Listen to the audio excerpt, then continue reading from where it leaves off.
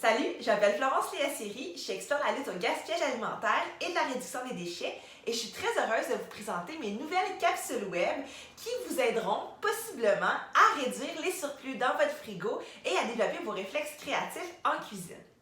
Chic, chic, chic frigo, chic, chic, chic frigo. Vous êtes nombreux à m'écrire sur mes différentes plateformes, Facebook, Instagram ou même sur mon blog chicfrigosansfric.com pour me demander quoi cuisiner avec certains aliments qui sont plus très beaux ou même des surplus. J'ai donc eu l'idée de vous préparer des petites vidéos pour vous motiver à adopter un nouveau mode de vie zéro gaspillage en cuisine et à stimuler vos réflexes créatifs. Pour ma première recette, je commence avec le chou-fleur.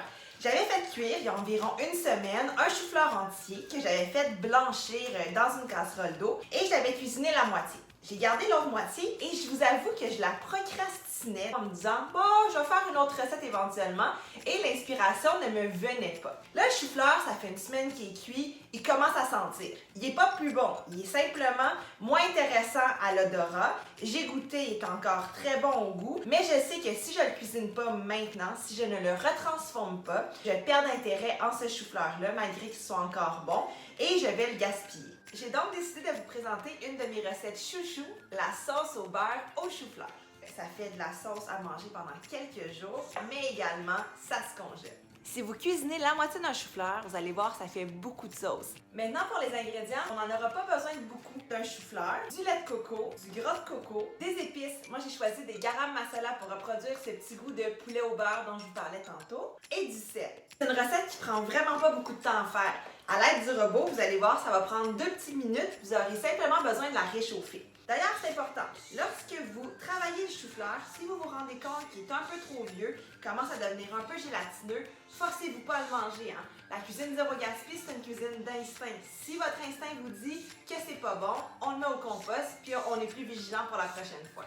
Si jamais vous restez assez de lait, des fois il est assez collant à l'intérieur, n'hésitez surtout pas à rajouter de l'eau, à le secouer, pour être sûr d'aller décoller toutes les parois et à compléter votre recette de cette façon-là.